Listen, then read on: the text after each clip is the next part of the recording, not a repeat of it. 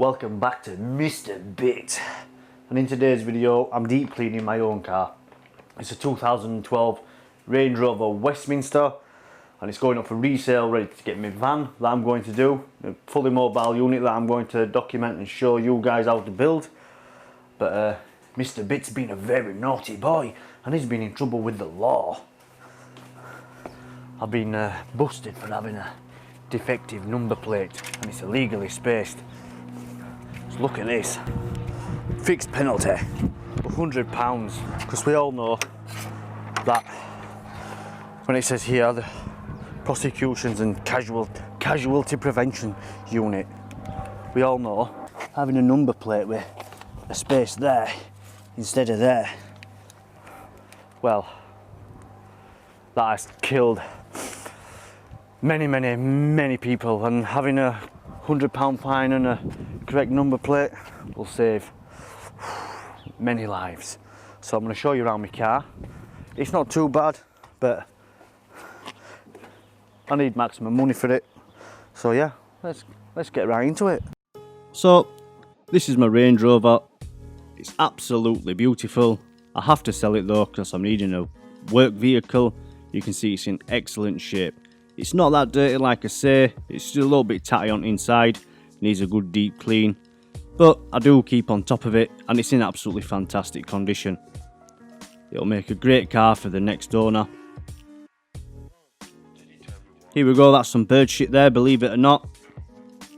And you can see on the inside, it's a little bit of dirt on the pedals and the mats and things, but we're going to change them all over to the original Range Rover ones. Here's my dog seat, a hoodie and a towel, and there's some beautiful smelling leather work that'll make you harder than Mike Tyson's left hook. Into the back of the vehicle here, I've just launched all my stuff in from the other day when I did the MR2. I was in a bit of a rush. This is also when I got caught by the polizia.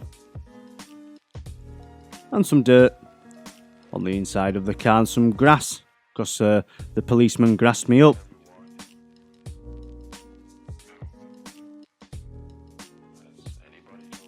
All the stuff, all the dirt and the tools and everything out of the back of the car. It is going to be a bit different, this one, compared to all my others, because it is a good car, but we're going to have some fun with it. And Sophia, there is some machine noises coming for you. I have listened to you. I've not got them all because my battery's run out, but I'm a man of my word. So I'm starting on the wheels and tyres here. I'm using my pressure sprayer here. It's absolutely fantastic. If you've got a full tank, it only takes a couple of pumps before you can squirt, and just jam it deep in the back of there and blow a load in there. Then I'm using my long thin wheel brush and I'm just going into every single hole and giving it a good blast just to make sure I remove anything that could potentially be impregnated in there. Once we've been in all the holes with a small one and given them a good seam to, I'm using a much bigger one here. It's got a much wider girth on it. We're just lubricating everything up, and as you can see, it's about the same thickness as the rubber, so it fits around there perfect. It's also a lot stiffer, so it can inflict a lot more damage, but as long as you're careful with it and you don't try ram it in all the small holes and only use it on the face, then you'll be absolutely fine.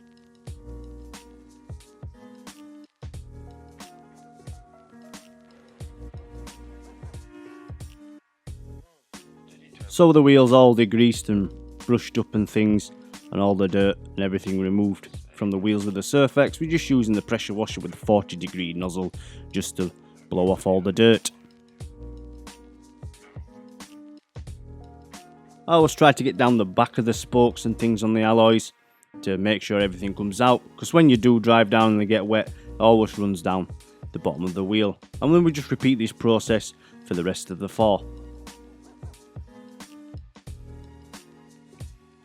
Moving on to the bodywork here, I'm just using my foam cannon, putting plenty in the tank because it is a big car, and we just blasted on some snow foam. As you can see, the white foamy goodness is doing its business.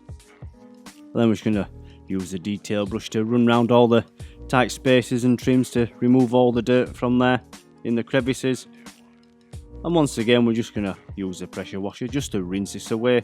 It is a pre-wash as the snow foam, and it should be used as a pre-wash. Some of the owners of the cars that are do clean, they also need a pre-wash, but unfortunately there's no talking them into that.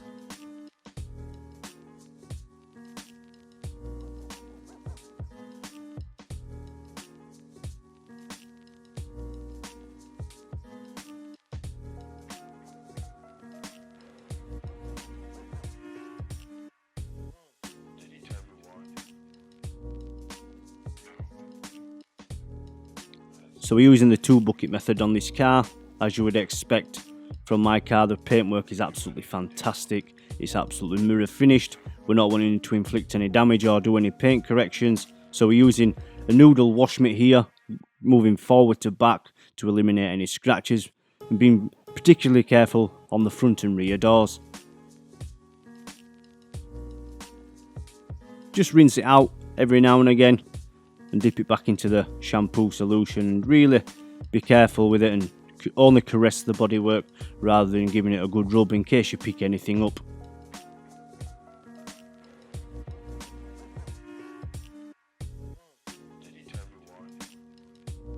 Once again, just rinsing it off with a 40-degree nozzle and removing all the suds from the paintwork, ready for drying and protecting. So I'm just using some turtle wax, wax it wet. This is the best and fastest way to wax and dry your car in the hot sun like I'm working in. And then I'm just wiping it off with a super large drying towel. So with a turtle wax in my hand and a turtle's head in my pants, I'm working super fast before I've got some wax and some wet in my underpants. As you can see, it does a real good job. It's a really fast, efficient way to get the car cleaned and looking super glossy like it is. Unfortunately, here's the reality. When you wash your car where I live, you do that and the seagulls come and play battleships on the bonnet.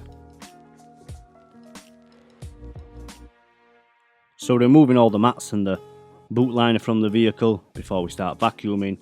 I'm going to plug my channel here, guys. If you've not subscribed already, please do. Leave us a like, leave us a comment. I've got some absolutely fantastic content coming up. I've got an awesome MR2. And I've done a absolutely disgusting Audi as well. If you've not seen that, please click the link above because that's absolutely disgusting.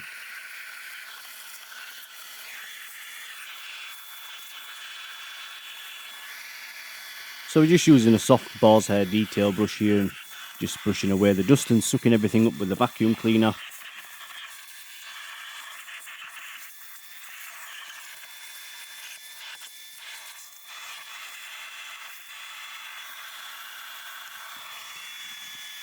And I'm using a vent wiper here. I'm just getting in all the dust in the vents.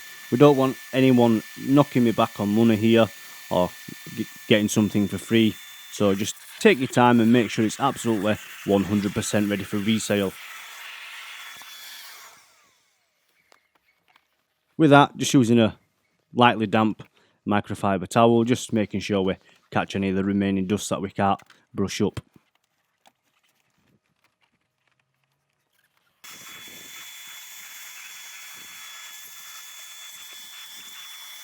Same again, we're doing exactly the same thing with the seats and getting to all the crevices and creases.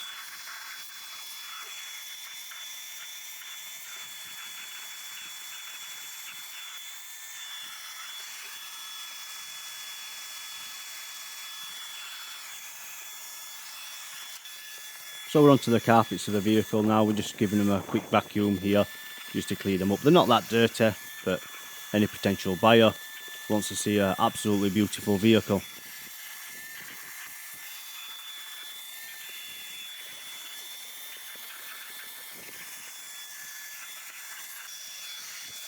Then into the rear of the car, we're just doing the rear carpets here, sucking the grass up, and you can see some little dirt bags been wiping their dirty feet all over my car, so that's going to need extracting.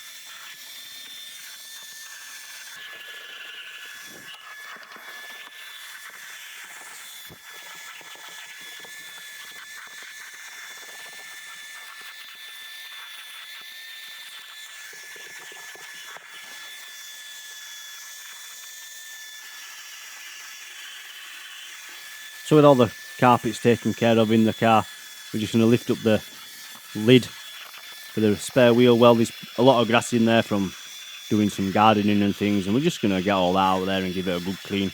Just makes it look super professional, make sure there's no leaks, because we all know Range Rover boots rot if they've got any leaks.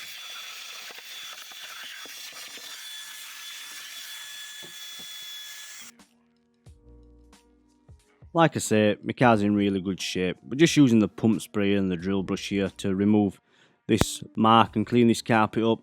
It does get quite a lot of attention, this car, when I have free days and things. I do like to give it a clean, because sometimes I rent it out to customers while I'm doing their vehicles.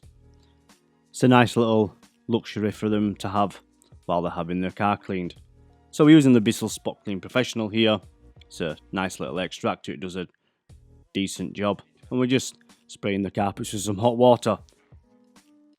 All the products I use will be linked in the description, so if you're looking to do this job yourself, you can go down there and just go through the link and buy them. I'm an Amazon affiliate, I do make a tiny percentage on them, but I'm never going to retire on it, let me tell you.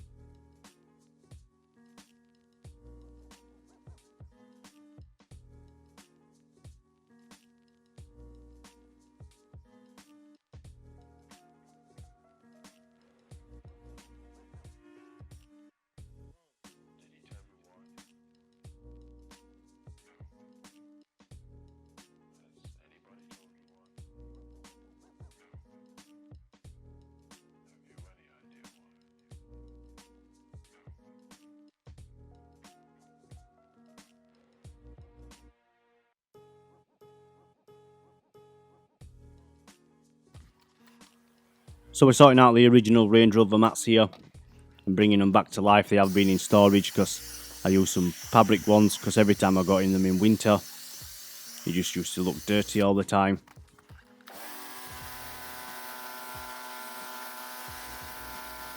This step's all pretty straightforward. We're just spraying it with the same Surfex HD and using the drill brush, and then just blasting them away again with a pressure washer.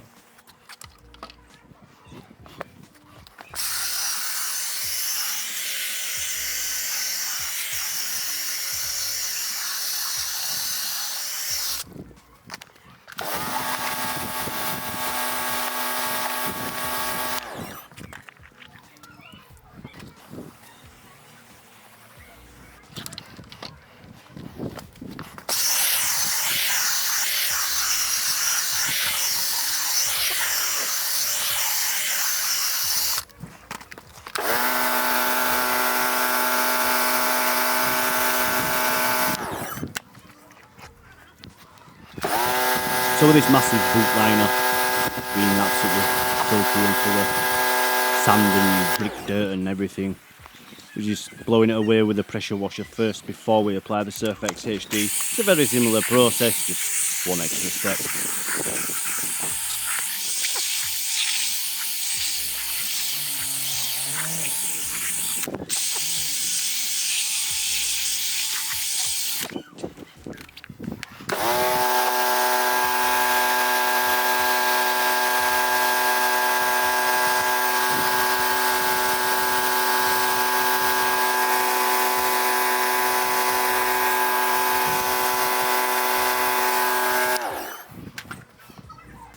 So with all the mats dried in the sun, we're just going to bring these back to life and make them look fantastic. I'm just spraying some Aerospace 303 on them and just rubbing them in with a microfiber applicator to make them look absolutely brand new again.